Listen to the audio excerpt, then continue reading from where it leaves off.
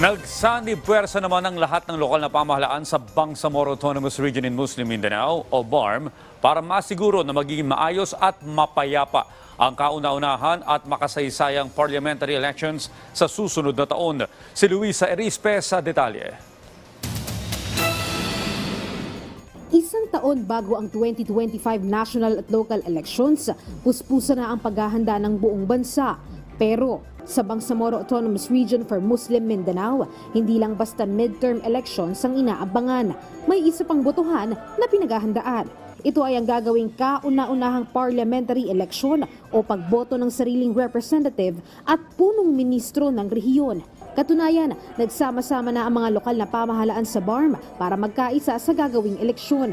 Ang dating mga magkakaaway, hawak kamay nang ipinakita ang kanilang puwersa at ang dating apat ay naging iisa na lang na partido. Nakakasiguro kayo na tatakbo ang koalisyon ng mapayapang eleksyon. Yun po ang hinahanap natin sa ating mahal na presidente. Sa BGC kasi gusto namin ng isang participatory governance.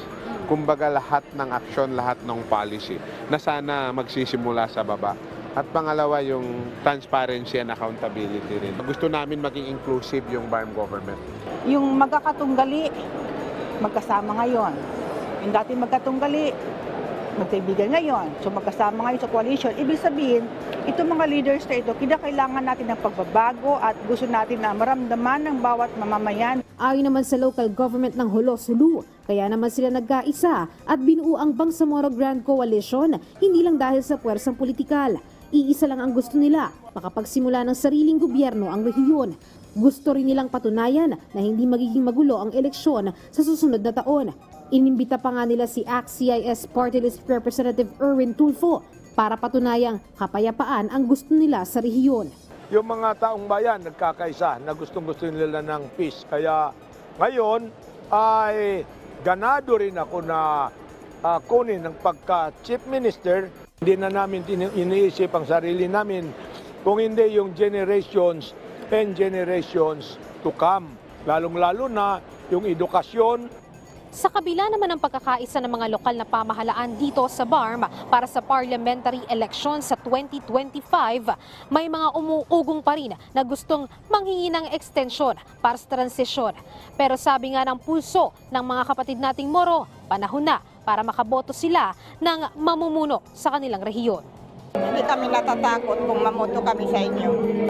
Kailangan namin yung magsama-sama sila. Maboto namin. Isa lang po yung aming hinihingi, more development po sa BARM region.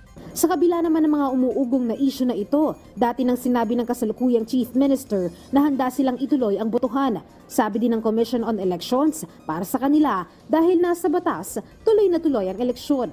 Sa ngayon nga, hindi lang partidong BGC ang nagsumite ng aplikasyon, kundi may 9 ng partido ang tinitignan nilang maglalaban-laban sa eleksyon.